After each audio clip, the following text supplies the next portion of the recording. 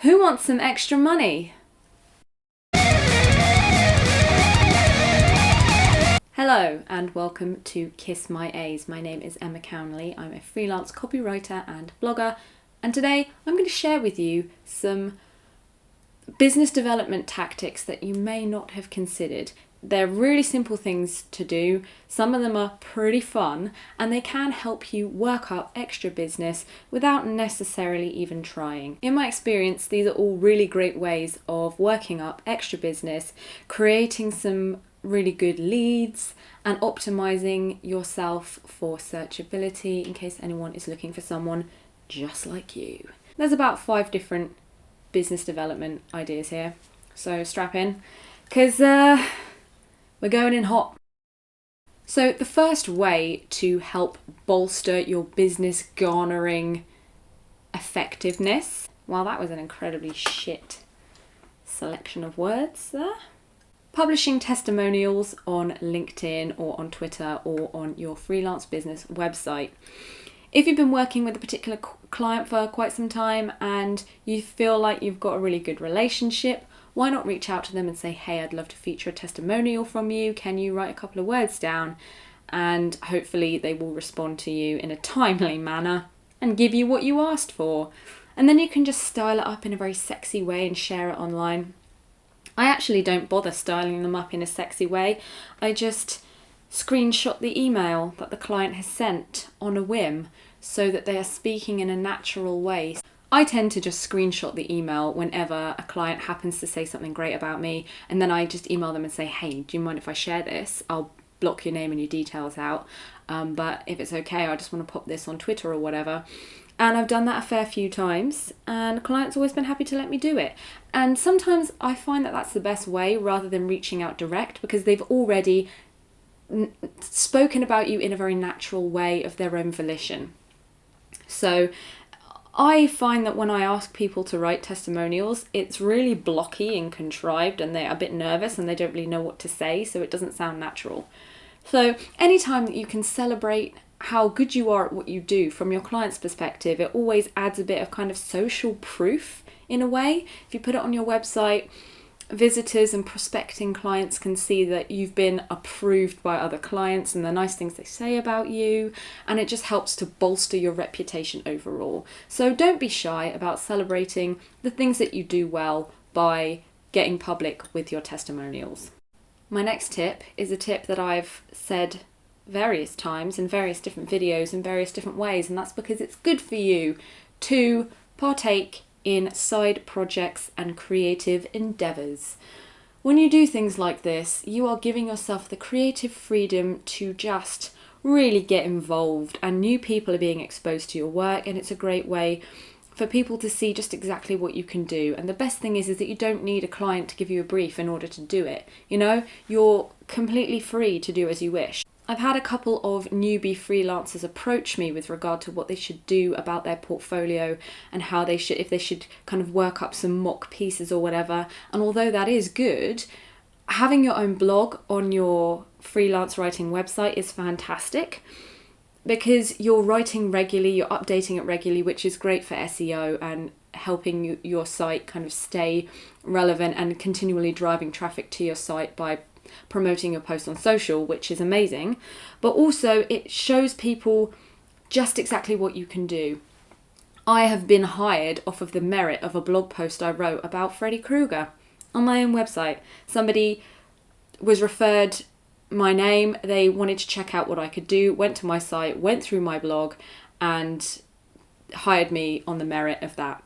I've also had somebody hire me based on a submission I did for Creative Rehab, the DIY punk zine that I regularly contribute to. And another idea would be Write 52, which is a blogging initiative set up by my friend Ed.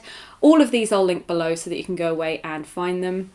But essentially, you never know who's reading. You never know who's looking. Other freelancers are potentially seeing your stuff and thinking, I could refer them for work further down the line. They're really good quality. They'll make me look great. They've obviously got what it takes. And you're kind of building a reputation among your peers, which is great for referrals, but also if clients happen to see the stuff you're working on, it's also really good for them and shows them what you can do as well.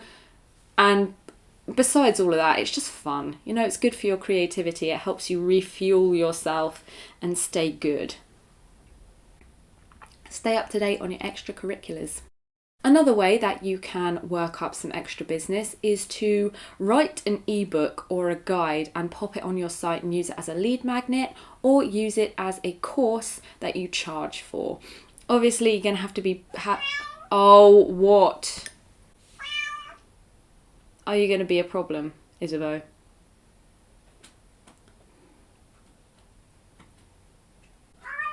No! Shh! Obviously, you're going to have some quite niche skills that other people will really want to learn, or you're going to have some years of experience or a proven method of doing something where you've got tangible results. Like, I did this and gained X% increase, and someone else did it, and here's a testimonial, and here's the results they got. You need to be able to show that what you're offering is very, very valuable. Otherwise, you're just a charlatan who's charging for something fucking basic. Anyway, popping that on your site helps to create passive income. Someone can pay the money, download the ebook or the e-guide or the whatever it is, and you can kind of be earning on the side from that. So that's very handy. Alternatively, you could write blog posts for Medium. I think that they generate an income for writers as well. Just anything that can kind of be earning for you in the background, or that you can use to your advantage, something like that could be really helpful for business development. Proper optimization. You need to make sure that your LinkedIn and your freelance writing website, and maybe even your social media accounts, are properly optimized for what you do, what your specialism is, so that anybody who's searching on Twitter or Facebook or Instagram or LinkedIn or just on Google for a medical freelance writer or whatever, they're going to find you. You're going to rank highly because you've made sure all the right keywords are in your bio or your title or your summary, and that you're including it in the metadata of your website and in the images, and you're really making sure that you've done all the right shit SEO wise to make sure that you are super findable. Findable is a technical term for this that I have just invented. So you can just boost that on the side by making sure that you're really easy to find for whoever is specifically looking for you. I am not having a fight with you. If you're not going to sit down quietly, Isabel, you dick. No. Isabel! The final tip I have for you is networking. We all hate networking. As writers, we're typically introverted. We like to stay in our little hidey holes where it's safe and never go out and never talk to anyone ever again. But networking is a really great way to work up extra business. Not only are you forging face-to-face relationships with your peers, which is really good in terms of earning referrals from them in the future because they feel like they know you, but also it's great for people who are currently hiring. I've actually been hired off of the back of going to Copywriters Unite. I've met other writers who were working on their own projects and they needed some help, and because I got chatting to them and they knew me and I told them straight up I was interested, got hired for the work. So it is a really good way to get hired and build really great business relationships. It's a bit of a slow burner, but it's very valuable in the long term. Also, it's a great way of feeling less lonely and to help you troubleshoot your business problems. So, highly recommend it. Go networking. It'll be alright. And this brings us to the end of the video.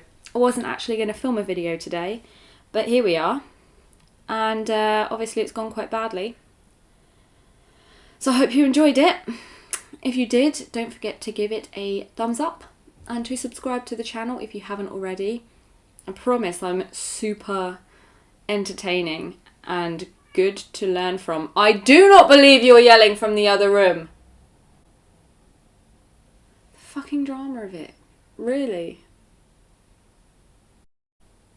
If you've got any of your own tips to add, do pop them in the comments section below, or come and find me on Twitter at EJ Cownley. I always love to hear from you guys, and I love it when you join the conversation and add your own input. And if you've got anything to ask, fucking ask away. I love it. Until then, you can find me back here in 2 weeks for more Kiss My A's. Take care. Peace out.